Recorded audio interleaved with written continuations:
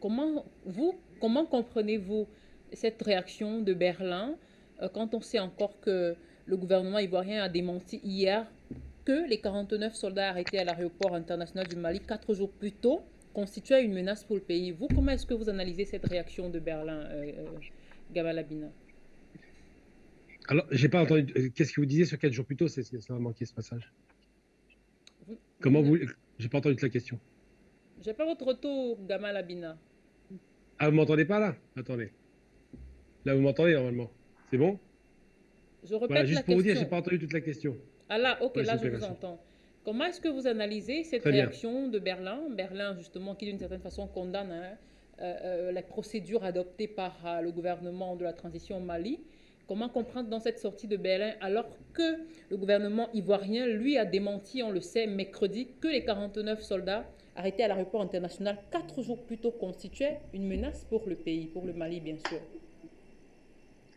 Bah, alors, je prends les termes qui sont employés par les Allemands. Les Allemands, derrière, en substance, dit ou prétend que ces militaires étaient bien en opération et qu'ils étaient bien là pour assurer effectivement ces fameuses rotations. Ça, c'est l'explication officielle. Maintenant, j'ai envie d'aller sur la profondeur des choses au sens large, au sens géopolitique.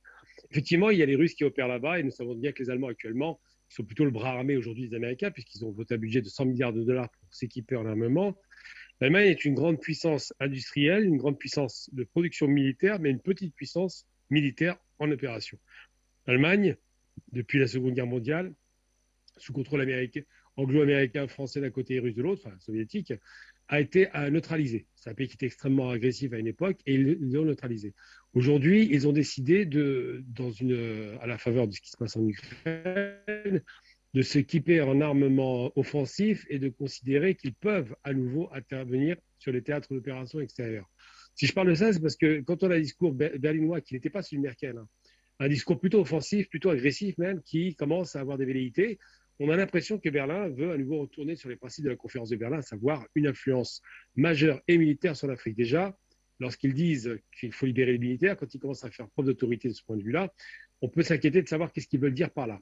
L'Allemagne redevient une grande puissance militaire, elle veut s'affirmer politiquement, et l'Allemagne veut sécuriser ses approvisionnements. On voit bien qu'ils sont bloqués par rapport à la Russie, puisque quasiment l'hiver qui approche sera catastrophique pour eux, et qu'ils sont aussi en concurrence avec la Russie. C'est la question du Mali.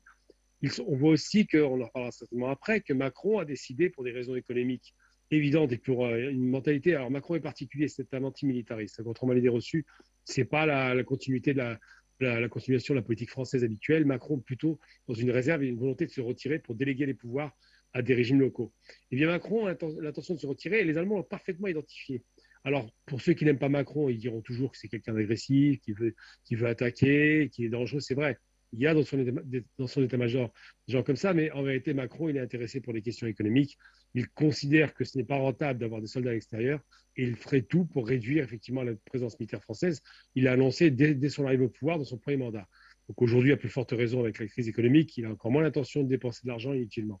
Donc tous ces éléments entrent en ligne de compte, ça signifie qu'à la limite, les Allemands prendraient le relais des Français, puisque l'impérialisme reste général, que les Américains assureraient le soutien logistique aux Allemands, ce qu'ils font toujours depuis des décennies, et qu'effectivement, la concurrence sur le théâtre d'opération russe, puisque la Russie est en train de gagner en Ukraine, va se déporter sur la région de l'Afrique de l'Ouest, l'Afrique particulièrement les anciennes colonies françaises. Tout ça avec une volonté de souveraineté de la part des États africains de plus en plus affirmée et un redécoupage dans le monde des différents pouvoirs. Donc c'est vrai pourquoi les Allemands sont offensifs et pourquoi ils ont tendance à commencer à se positionner de façon un peu plus agressive qu'ils ne l'ont jamais été. À l'époque, ils étaient plutôt diplomates, simplement parce que les Allemands ont l'intention de jouer à nouveau un rôle majeur dans la carte du monde. Plus de 77 ans maintenant après la Seconde Guerre mondiale, l'Allemagne semble vouloir se réaffirmer dans ses positions. Elle est frustrée, elle n'a pas de moyens de création de richesses en dehors de l'industrie, mais ils n'ont pas les moyens de créer de l'énergie. Hein, simplement, ils ont quasiment plus de charbon, pas de gaz, pas de pétrole. Donc, ils se retrouvent en situation défensive. Et il ne faut jamais oublier que l'Allemagne a toujours fait la guerre pour des questions économiques, pour des questions énergétiques. On se souvient contre les Russes ce qui s'est passé, ils ont été jusqu'à Bakou. Donc, tout ça pour dire qu'effectivement, aujourd'hui, les Allemands sont dans une posture très agressive et qu'il faut se méfier d'un État qui est blessé, puisqu'économiquement, ils sont blessés, ça va leur coûter très cher, et qui commence à avoir des velléités au niveau politique, économique et militaire.